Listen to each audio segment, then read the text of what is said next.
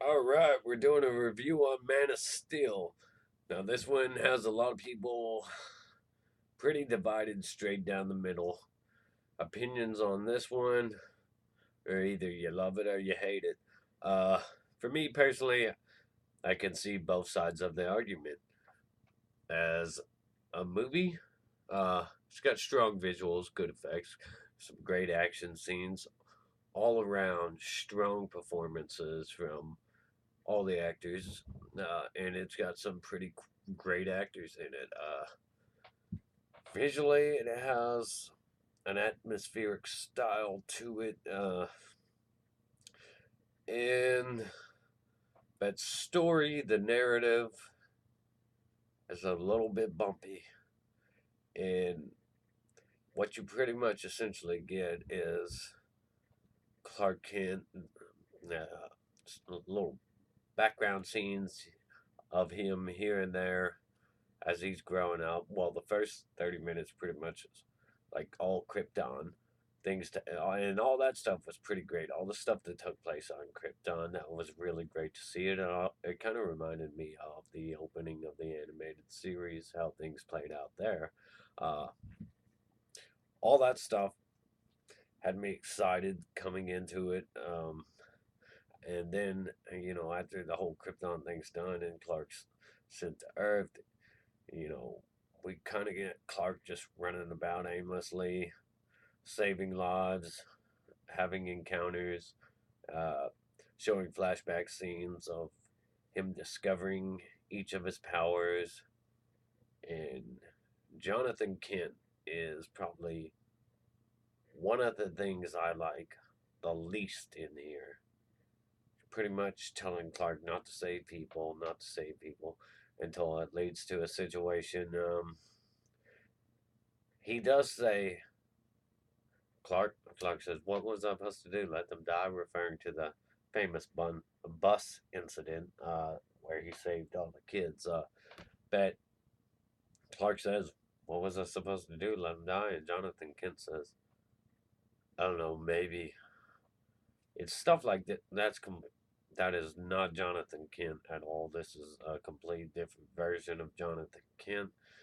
Uh, I usually I've liked every version of Jonathan Kent I've seen. I you know I really and you know coming out of Smallville to this as the next version of Jonathan Kent, you see it's a really drastic difference. Really drastic difference, and he ends up dying because he tells Clark not to save him, and Clark doesn't save him. He can move faster than a speeding bullet. He could have saved Jonathan Kent without anybody ever noticing. Uh, that was garbage. And that's kind of hard to just overlook. I mean, maybe if you're just a moviegoer, sure, it's cool. But if you're a fan of the comic books, and that's where things really come into play. If you're if you're a fan of Superman, you've watched other versions of Superman, you're a fan of the comics, um, you're gonna have some problems with this. If you're just a moviegoer that knows Superman because everybody knows Superman, then you'll probably really enjoy this. It's kind of got a dark atmospheric tone to it, though. Um, like I said, Clark's kind of in the beginning of the movie. You don't really know what Clark is doing in present day. He's just kind of running around until you get more of the flashback scenes, uh, where he gets his hand on crystal from his alien pod, and eventually it leads him to go into the Fortress of Solitude. But you know, also Clark does something really petty and out of character, even for Superman, which is this guy's being a dick, and he just kind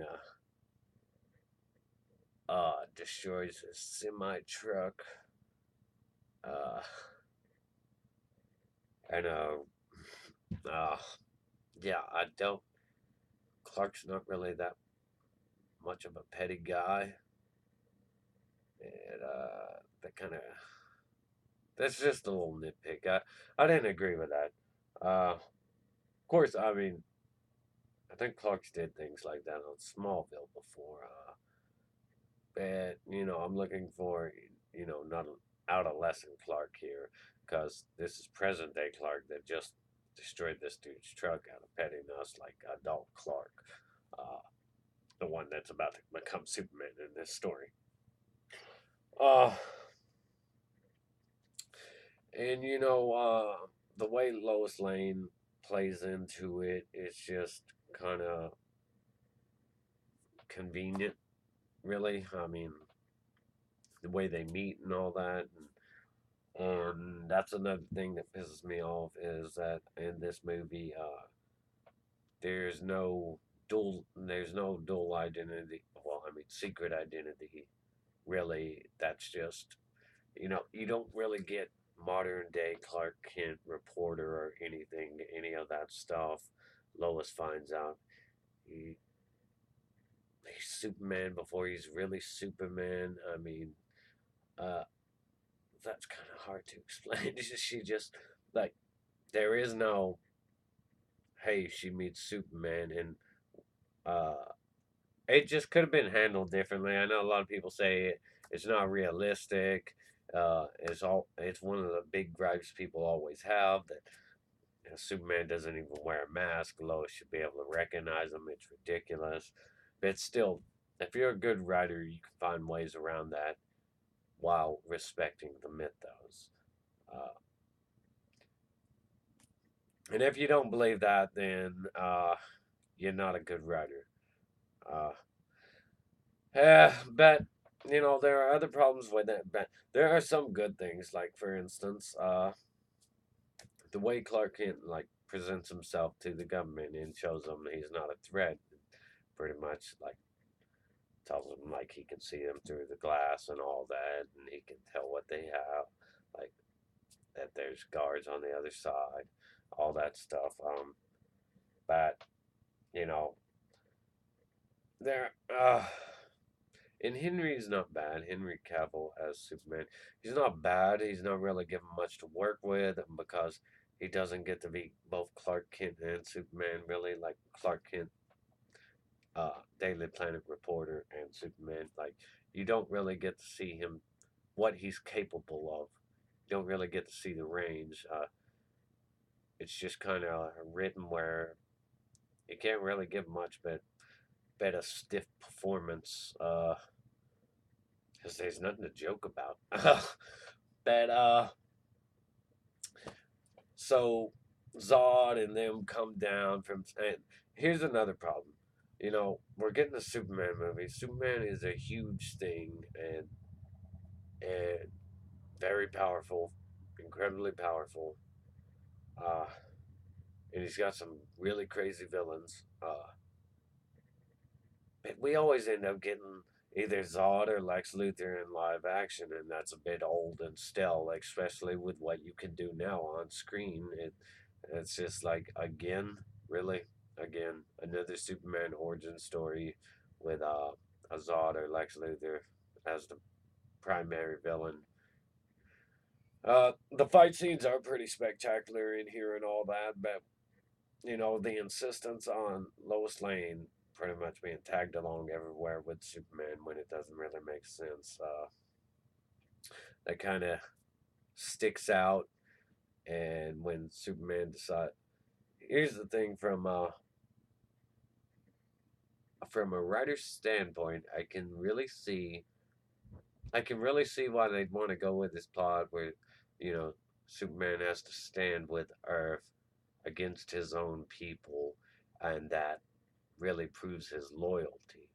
Um, I can see why you'd want to go with that to really explain how somebody as powerful as Superman, you know, wouldn't be like considered that much of a threat or whatever to them, to Earth.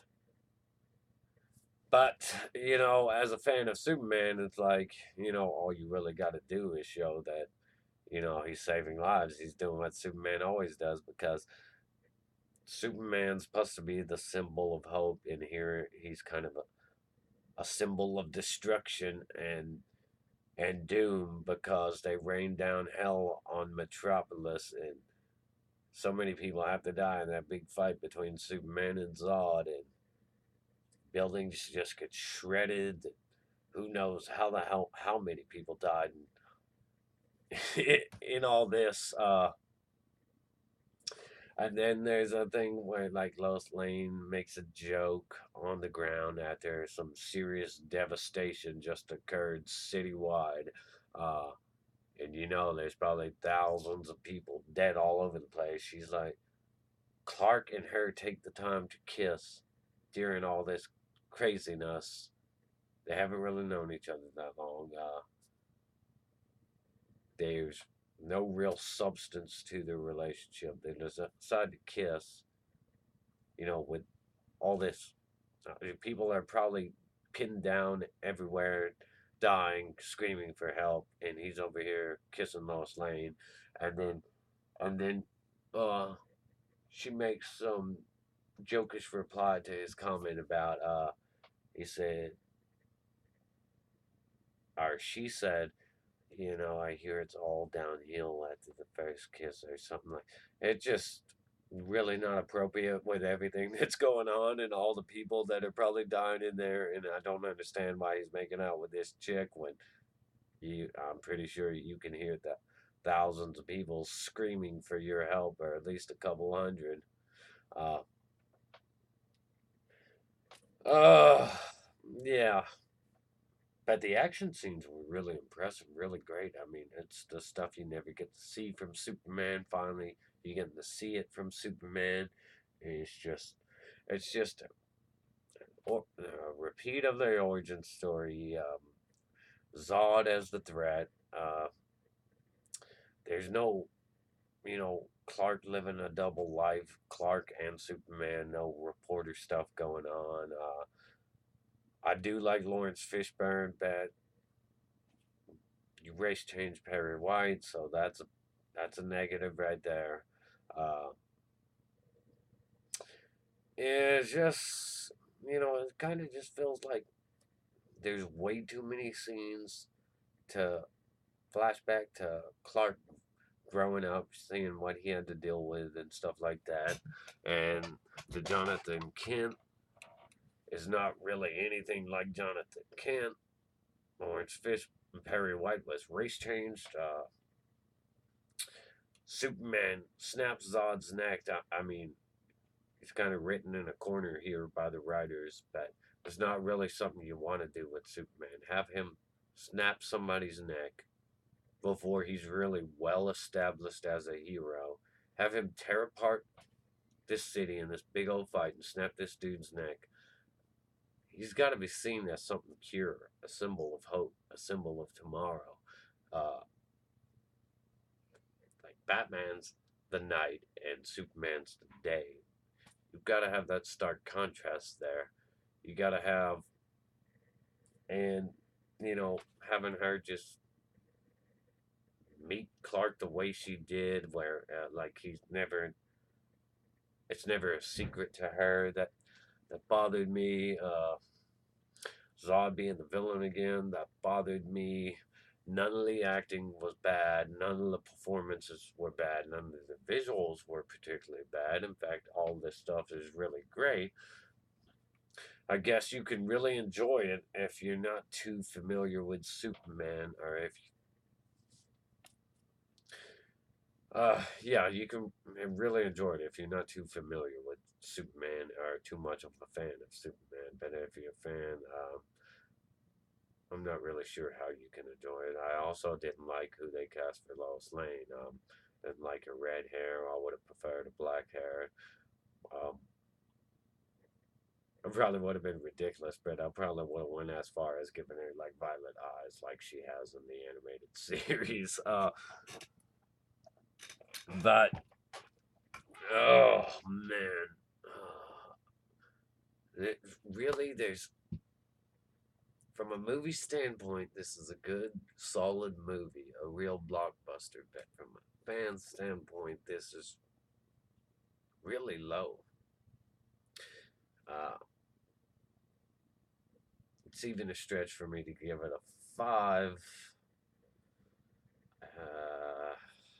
Uh, really hard to rate this movie because, I mean, from a movie standpoint, it's really solid, but from a Superman fan standpoint, it's like, damn, man, what the hell were you thinking? I'm gonna give this movie a 4 out of 10. I know a lot of people ain't gonna agree with me on that, but Superman shouldn't.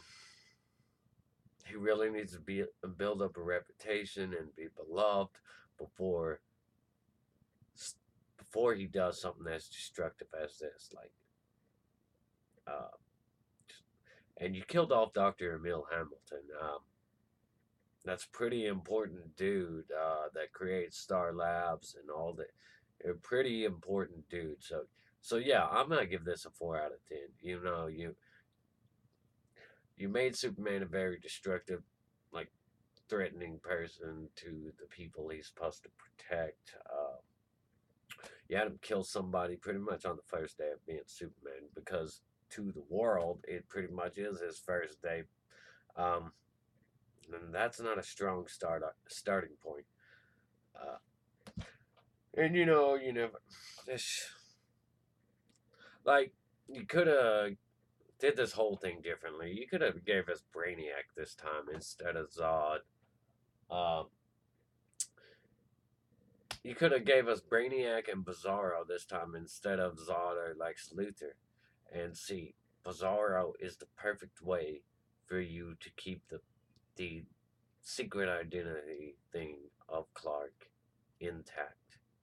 You know, you also have to flesh out the Clark side, not just have him all Superman.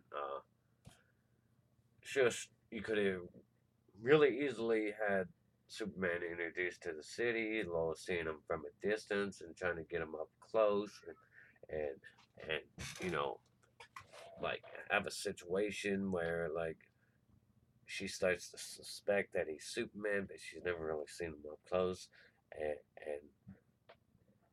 when she finally does see him up close, she swears he's Clark, but you know, in a very like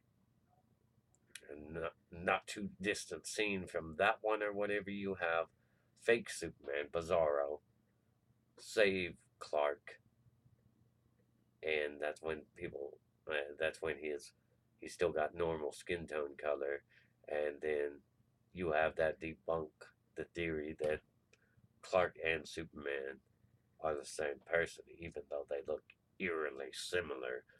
Like she still thinks they look eerily similar, that you have it where the world sees Clark get saved by Superman Bizarro, which is just a clone of Superman that looks exactly like Superman until he starts to degrade a little bit and becomes that ultra white. And you could have did it that way and respected the mythos with clever writing instead of just throwing them out because people think it's just unrealistic.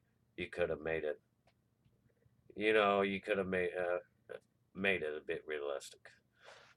But I'm just kind of ranting here. This movie really disappointed me. I mean, the action scenes, I finally got the level of action scenes I wanted from Superman, the epic scale. But you killed Emil Hamilton, you gave me a crappy Jonathan Kent. Uh, Now I kind of want to go watch an episode that just focuses around Jonathan Kent on Smallville. Uh, Henry was a great Superman. Is a great Superman. I'd like to see him get more stuff where he can express himself a bit more and be Clark instead of just Superman all the time. Yeah, I think it should take a lighter tone than this. And my big problem is that Superman should be a lighter tone. Like I said, he's day, Batman's night, Batman's the darker tones, Superman's the lighter tones.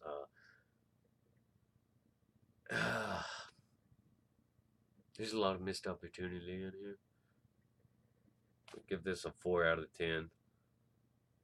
Comment, share your opinion. What do you think of it? I'm sure a lot of you liked it, and I'm sure a lot of you disagree with my opinion for several reasons.